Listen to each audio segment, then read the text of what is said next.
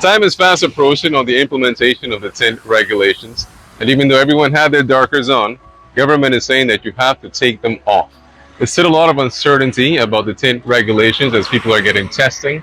There's still some concerns and some opposition to the law. But we spoke with the professionals, the people who deal with installations and removals, to get their take on how clientele are responding to these new tint regulations. Tint testing was made available last Wednesday, with many rushing to the stations to make sure their cars were up to regulation. This has also left tint shop owners facing an overwhelming number of clients seeking to make changes to their vehicles. This is a 30% nano-ceramic film that we're going to apply to this glass. By the time we put it on this glass, it's probably going to drop to about 25%, which is right there at the sweet spot for the legal requirement. And I've decided that although 20% is legal for the back part of the vehicle, I've decided to just offer my clients 25% all around, just to simplify the process for both of us. Hamza Suleiman, the owner of window tinting service shop A&H Distributions, explained that it's been a chaotic period with an overwhelming number of clients requiring his services. The tint regulations were initially introduced late last year. So when that announcement was first made by the PM, there was a huge rush of customers calling, inquiring about having it tinted over. And then after a few days, the AG had came out and said, well, we're not gonna make it so soon, but we're gonna put it off a little bit and give you all some time. So in that situation, customers kind of backed off, but we still had a steady influx. And most customers were requesting the legal requirements. Now, since the local testing stations have been set up, we've had a chaotic, since then till now, it's just been chaos. So my phone doesn't stop ringing. You'll probably notice as we speak. Probably 2 minutes doesn't pass without my phone ringing. The rush was also on at Sunshade Tinting Studio in Black Rock Main Road, where owner Dighton Henry had a busy day with up to 5 cars waiting to be serviced. I see your phone has been ringing off the hook as well. Mm-hmm. How many people have you had looking to get their tint changed in that time span?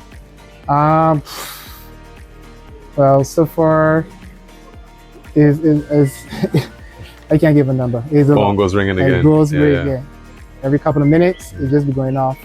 Some customers feel that I don't want to answer the calls or anything, so but just that we have been down here going non-stop from morning right down to evening, sometimes in night time. We're just going.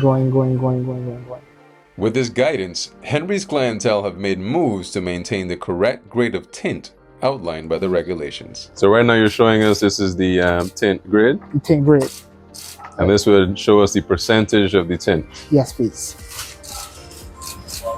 So right now this is 25 nano-ceramic, and which reads raw 26.8. In terms of 100% UV, and in terms of heat rejection, 81.5%. So what do these numbers mean in terms of the UV rays and heat rejection? What does that the mean VLT for means, someone, I guess, like hoping not to get burned up by the sun? Okay, the VLT means visual light transmission, which means the amount of light actually comes in the vehicle. UV, which is for in terms of skin, protect you from the heat and everything. And then, well, not like UV protection, sorry. And then you have the IR, which is heat, which cuts down the amount of heat that actually comes in the vehicle. So we have heard also there's been an issue with some people will bring in cars imported, but the cars already have a stain on the glass. The back, yeah. How do they maneuver that situation? Well, the thing about that is that you really can't do anything about it, because when the glass comes with a 20% stain, you can't put anything on top of that. So it has to remain at the 20%. And then turn out if the car has pure glass all around and you put on the 20%, on top of that, slightly UV glass at the back, which is like a 2% or 3% difference. So then they're being filled because of that as well. They're being filled. So just to some of the cars that's come in, like For example, Mercedes, sometimes the Range Rovers, sometimes 1 to 100 bezels that kind of be stained glass a little bit darker than, you understand that they're being told they may go change the glass. That don't make no sense.